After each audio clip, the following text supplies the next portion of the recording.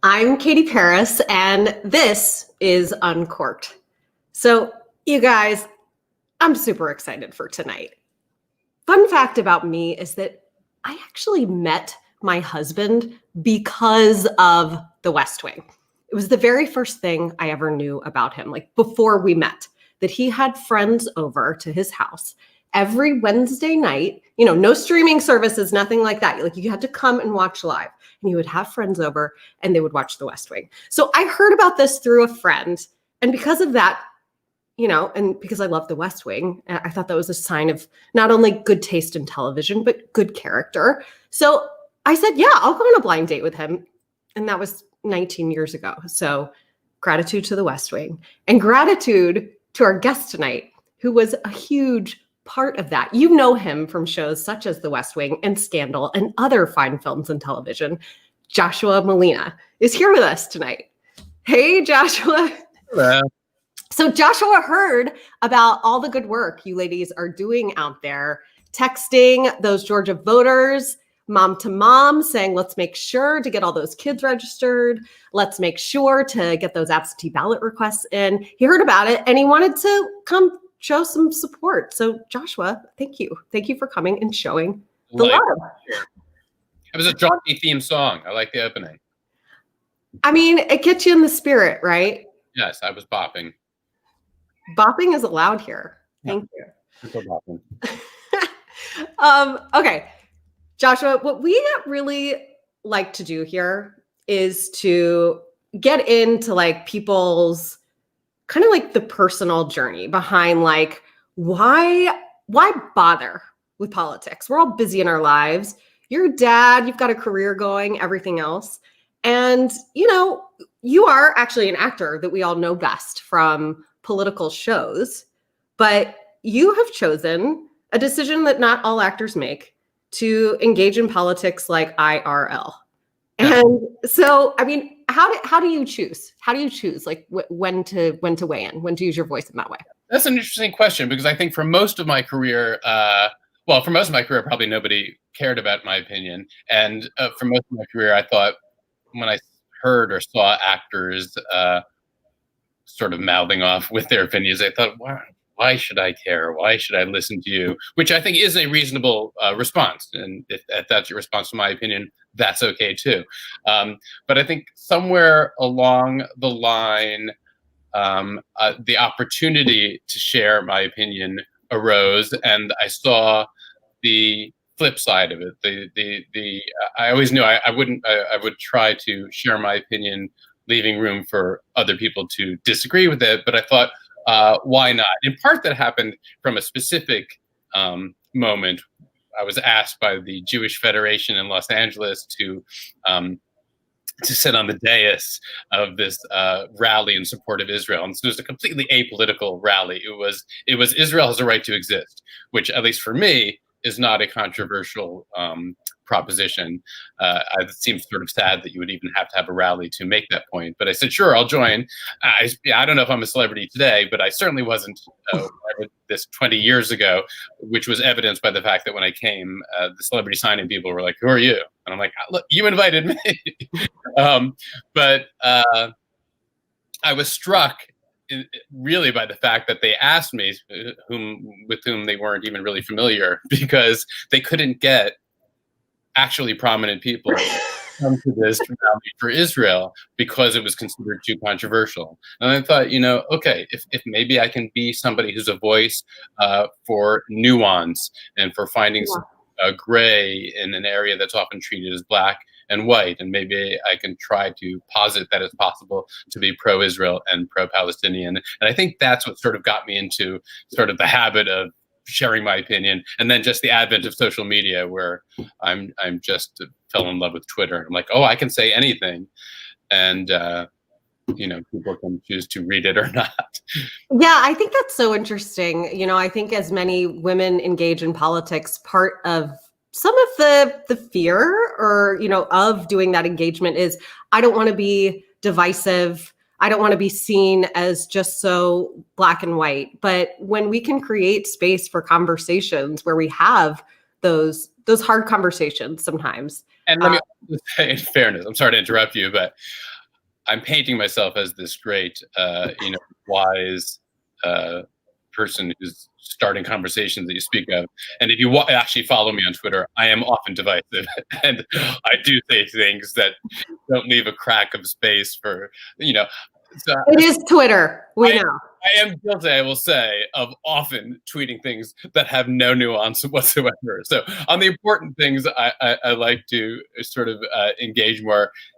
But I want to be honest. If you follow me on Twitter, you know that I often say things that are provocative and / potentially offensive. So these things are not mutually exclusive. Okay. When you have a point of view, put it out there. But I also just appreciate that you saw a gap. Like, hey, maybe there is a need for people to be willing to step into these spaces where, like, come on, we like using that platform and being willing to use your voice, or maybe some others might not be, and recognizing that and having that awareness. So I appreciate that.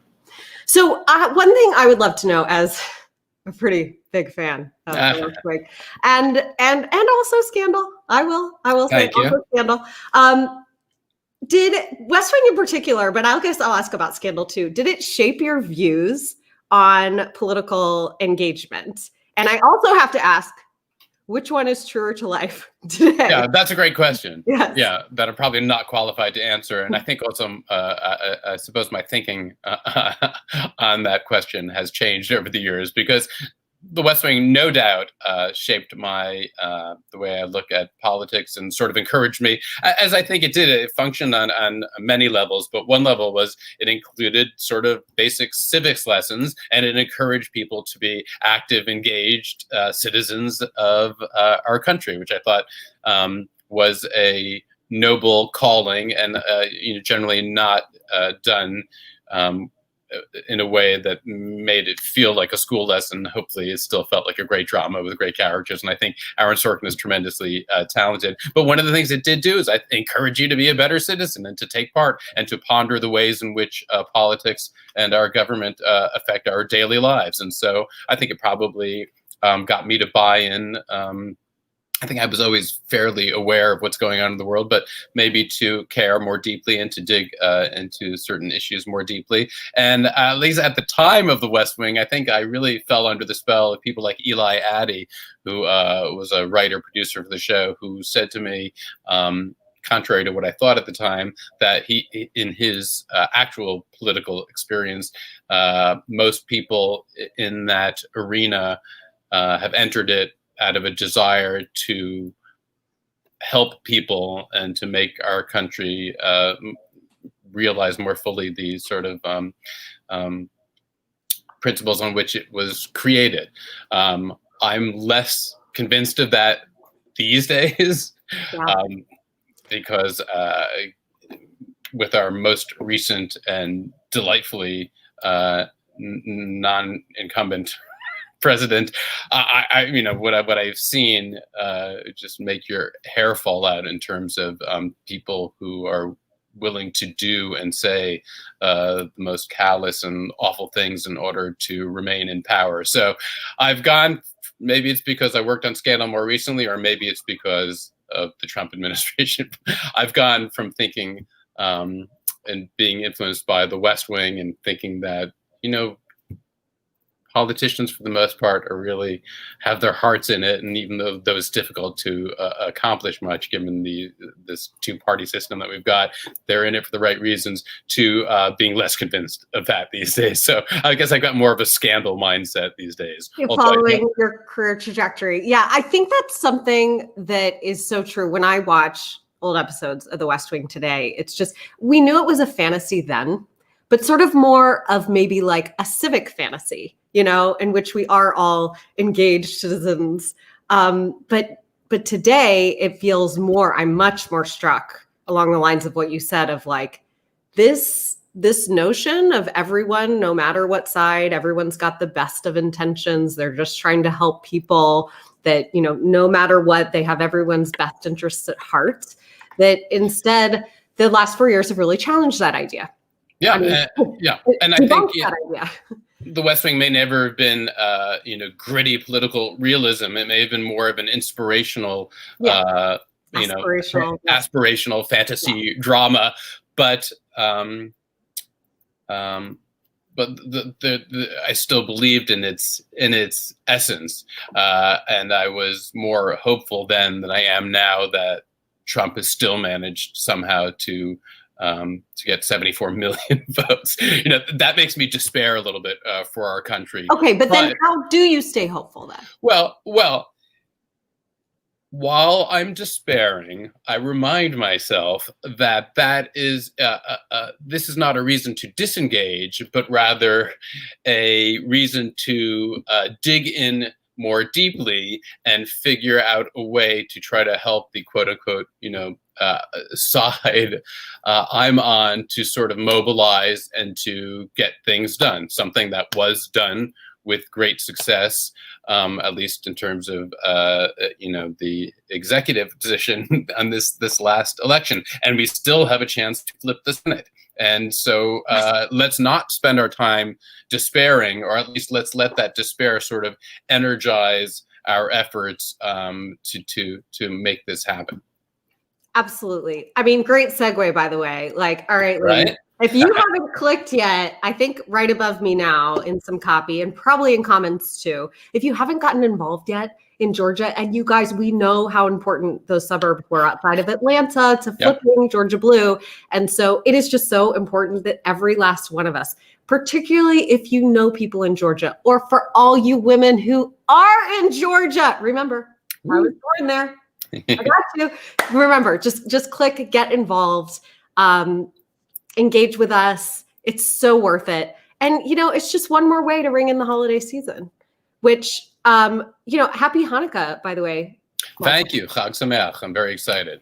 Today's the 9th, right? Tomorrow night, first night. It starts tomorrow night. Yes, we are an intermarriage household here. Beautiful. So I've got the menorah over my shoulder here. I've got the Christmas tree over there. You've got it all. You've got all traditions. Yes, celebrations in this household. But I love that we actually get to have this Georgia election season over the holidays. What better way to think of others than to engage them in voting? I think an excellent Hanukkah present would be, like an absentee ballot request form. Like, wouldn't that be like, just imagine, how excited would you be? This is exactly what I wanted. And it's just the right size. Exactly. It's everyone. So Joshua, that's something though I've heard you talk about some, is that you talked about your engagement on with the Jewish Federation, that you had done some political engagement in the past.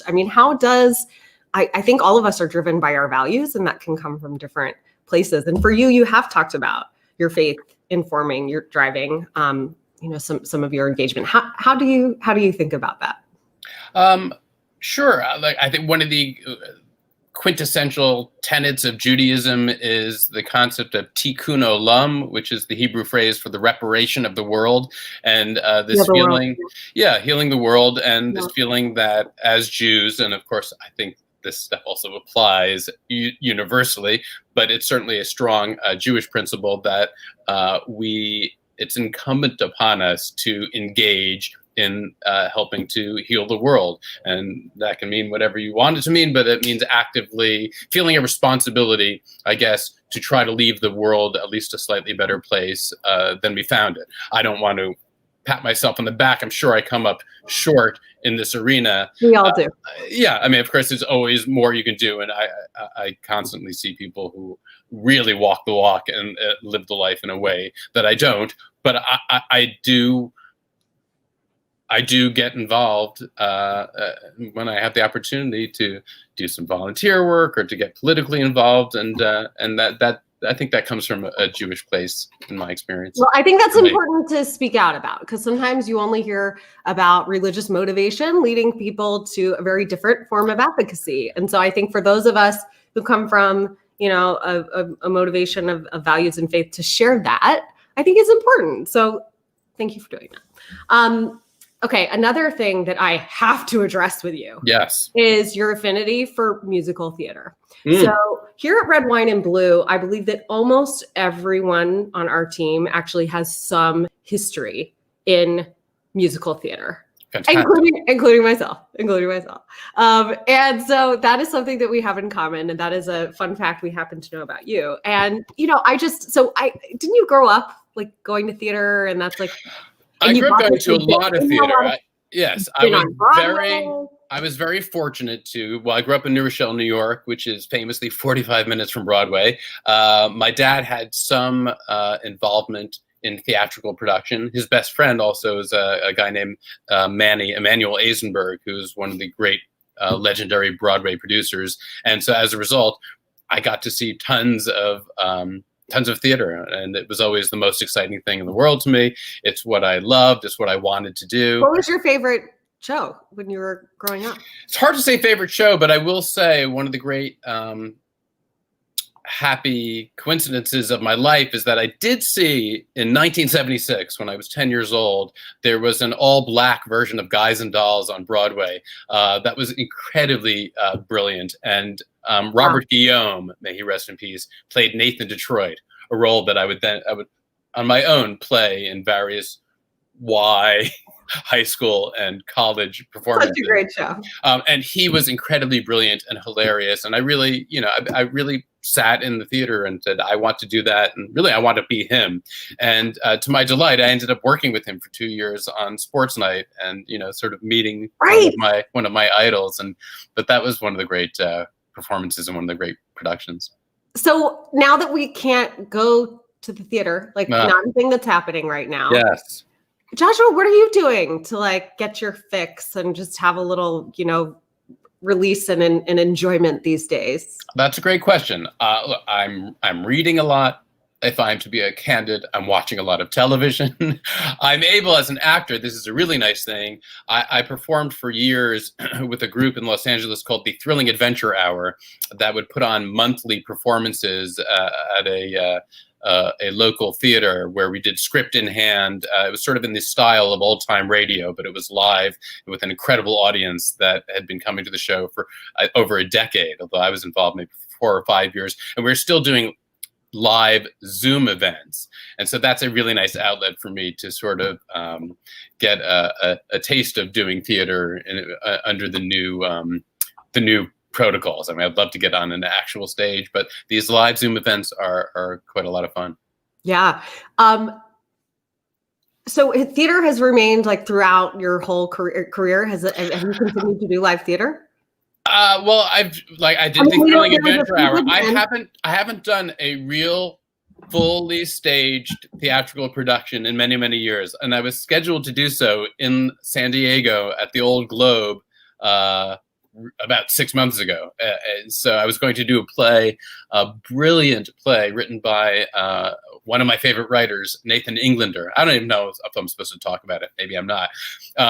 They hope now. Talk about it. Well, I was going to do my first really fully staged play in a couple of decades, and it was a piece of material I was so thrilled about and so delighted to be playing this role that it was a little bit heartbreaking that the pandemic stopped it. I've been in touch with them, and I know the hope now is to do the show in 2022.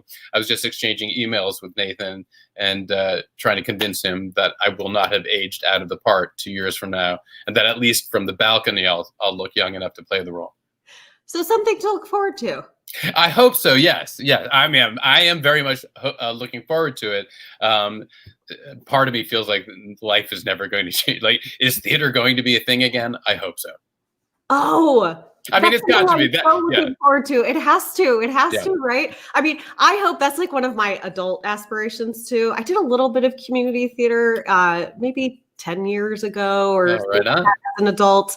But it was like my thing when I was a kid, you know, like I wanted to be on Broadway. I think a lot of kids probably felt that way, but you know, that was like what I was doing with more of my time than school, you know? So I still look forward to that. Yeah, I absolutely, it's worth noting too, that I grew up absolutely fantasizing about being on Broadway. And then at only 23, a couple of years out of college, thanks to my friendship with Aaron Sorkin, I actually got to realize that dream because he cast me in his play, A Few Good Men. And so, which is amazing. You know, I've been an actor for 30 years. I think the high point probably was that first year when I got to do A Few Good Men on Broadway. I don't think I've, you know, as much as I've done things that I've enjoyed and I treasure, that was about as exciting as could be. You want to hear my career highlight for music? Yes. Theater? Okay, so I think I was about 10 or 11. It was 1990. And there was a community-wide production with like 100 kids of a show called Peace Child. And it was performed on Earth Day. And it was about a Soviet little girl, because this was the Soviet Union, and an American little boy bringing peace to the world. And I played the Soviet girl. It was amazing. Oh, wow. And then we went to the Soviet Union and performed. And then we came back. And then do you know what happened, Joshua, just a few months later? What happened? Communism fell. There you go. So there may be a connection that may be causal. It's like the thing my friends from growing up love to say. This is Katie.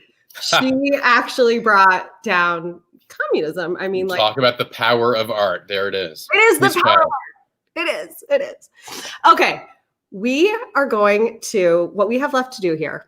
Yes. Is once again to encourage everybody watching now or later to sign up to get involved. Please. Put on the link, put in your info. We're going to follow up with you, make it very personal. This is a community here. Yeah, redwine.blue/ Oh, there it is. Look at that. Yeah, that's going to be how we're going to go tech department. Yeah. Thanks, Beverly. Okay, and so now I hope you're ready, though, for the really most challenging part of this conversation. I hope I am too. Which is my rapid fire closer questions. Here we go. And then we're going to bring on a few women who are from inside and outside of Georgia, who are all over this Georgia runoff election, who are getting active. So we're going to say hello, and then we're going to talk about everything they're up to. Great. Okay. A piece of advice you would give your teenage self. Save your money. Wish I had.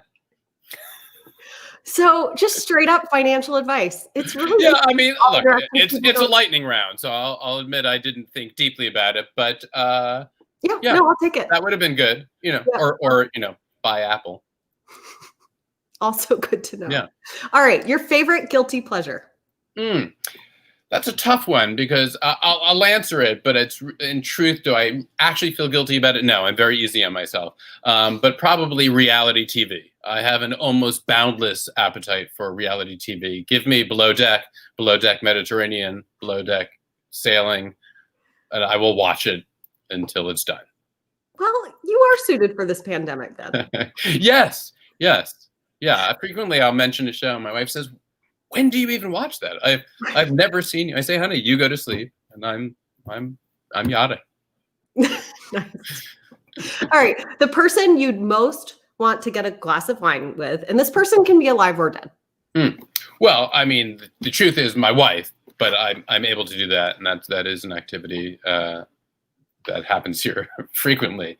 But if I have to go off the board, I would like to sip a fruit-forward Cabernet with Moses. Great answer. Right? I just like to talk to him. What was it like, busting your ass through the desert for so long, not making it into the land of Canaan? That must have been frustrating. I think maybe he could unwind over a nice glass of wine and share with me. I think he'd especially appreciate the fruit forwardness of the Cabernet. I think so too. Yeah, you had chosen to drink together. Yeah. Okay, last one. One thing you are grateful for right now.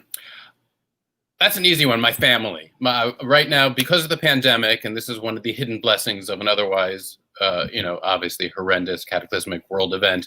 I am at home with my wife, my two grown children, 22 and 18. We're all living together, and in some ways, I think in many ways, we're closer than we've ever been. We're having more meals around the table, and we are grateful and appreciative of each other, and that makes me happier than anything else. I mean, my 2-year-old and 5-year-old just articulate those feelings of gratitude in much the same way that it sounds like, no. I was going to say, wow, that's amazing. More milk! Yeah. Well, that's their way of saying thank you, Mom. Thank you. It is their way of saying that. Okay. All right, Joshua, let's welcome, I believe we have Julie. Are you there? I think we have. I'm here. Hello. I'm waiting. Hi, nice to meet you. I'm Julie. And Mimi. And Angela. Hi, everybody. Hello. We love Angela. Yeah, so Julie's our organizing director at Red, White, and Blue. Julie, do you want to introduce everybody else you got with you just to say hi? Sure. Everyone else can say hi. We've got Julie, who is our an organizer with us as well. Mimi is in Cleveland. And Angela is down in Atlanta. So she's like, in the hot spot. She's the girl of the hour here. So Right on. I just want to say I'm a great big fan. Thank you. Yeah, I will say I just actually rewatched West Wing, and it made me very happy. And also, it was almost like watching it over. I watched it when it was airing on TV, which was, a while ago. I'm not even gonna say how old I was, when it started. So it was great to watch it again because it was almost like watching a brand new show. I had forgotten a lot of the details. So thank you. That was just a wonderful experience during quarantine and hanging out in my house. I appreciate that. I watched it again myself recently because I did a podcast about it, and I was pleasantly reminded of how sort of relevant it still is today, even though some of it's almost 20 years old. Yeah, I thought it held up very, very well. Honestly, it did. All right, Joshua. Oh, sorry. Go ahead. I just wanted to say just a couple funny things. So I'm Joshua. I'm in Shaker Heights. And so I was looking you up in Wikipedia, and we're the same age. So I'm like, my Sunday school crush went to Yale and is from Shaker. So I'm like, who's that? Know him. Michael Sampliner. He's really cute. No, I want to say I avoided anyone who's too cute. Oh, okay. Well, anyway, I'm like, if we played Jewish geography for about 5 minutes. Yes. Oh, I'm sure we could get there. Yeah. So anyway, and I have an 18-year-old and a 22-year-old too. So. Oh, no, are they home with you? Well, the 18-year-old is a senior, and my daughter was home for a really long time. She just graduated from American, so she's back in DC. So she was home, and it was awesome. Fantastic. Yeah. Thank you. Awesome. All right, you ladies, thank you for being here. Angela, thank you for representing out of Atlanta. Oh, no. Oh, yes. All right. And Julie, I'll let you take it from here. Let's fire up these ladies to keep it going. I know you guys killed it last weekend, and we just got to keep it up a few more weeks. Yeah. Good fight. All right. Thanks, Joshua. Thanks, Julie. Bye-bye. Yeah, we did actually kill it last weekend, ladies. We were texting into Georgia, and the women who were doing that, it was insane. Mimi was doing that. I'm pointing the wrong way. I'm on the. It's so hard on Zoom to point the right direction. Mimi was one of the people texting. We blew through like 115,000 texts in like a very, very short time. So the people are motivated. So we want you guys to get involved and do that. Who was a West Wing fan? I know Julie is, and I am, because we talked about it. Angela, I think you said you were. I was, yes. West Wing scandal. Mimi, I'm going to be. I'm going to be.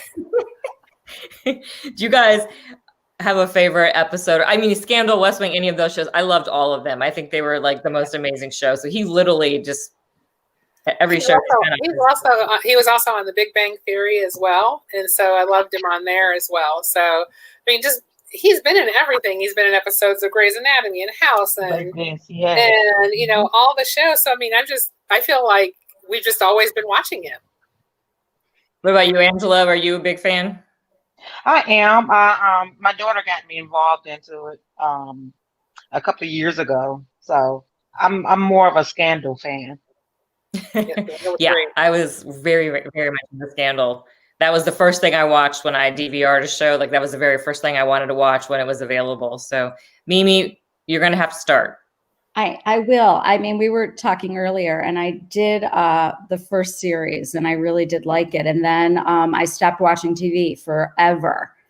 Now I think I've watched more TV in the past month than in the past like 25 years. So yeah, I mean, I have plenty of time to get to it and I will. I think we kind of already introduced ourselves, but I just wanted to say I'm Julie Womack. I'm the organizing director for Red, Wine, and Blue. Julie, if you want to introduce yourself again, where you are. I'm Julie Collins in Westerville, Ohio, and I'm an organizer for Red, Wine, and Blue. Let's see. Mimi, go ahead. I'm just going around the screen. Sure. I'm Mimi Karen. I'm here in Cleveland. I'm a volunteer. I'm Angela Riddle. I'm here in Lawrenceville, Georgia. I'm a volunteer as well.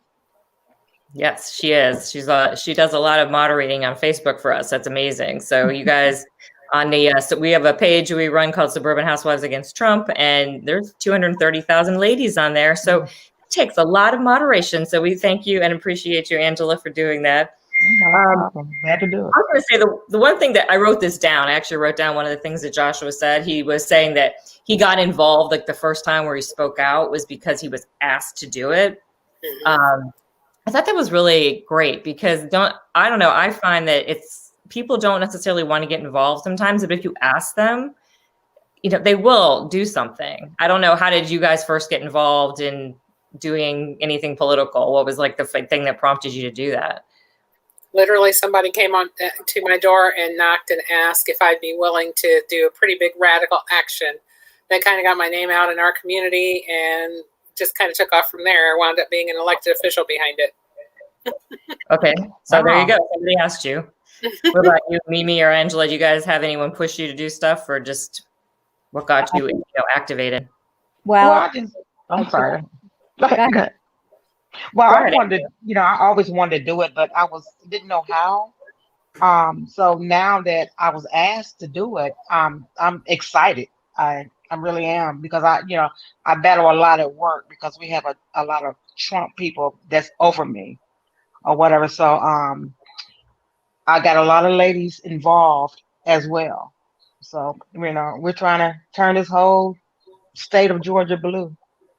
100%. And we're trying desperately to help you, because I think the whole country is looking to you guys. What about you, Mimi? What made you? I know Mimi and I are actually both part of Moms Demand Action as well, so I know she's very active in that. So what made you get involved and do anything political? Well, I think, getting involved with Moms Demand Action, it's sort of a natural tie-in. I mean, truthfully, what pushed me was all these amazing women who are like such great role models. You included, Julie. No fear. Incredible integrity.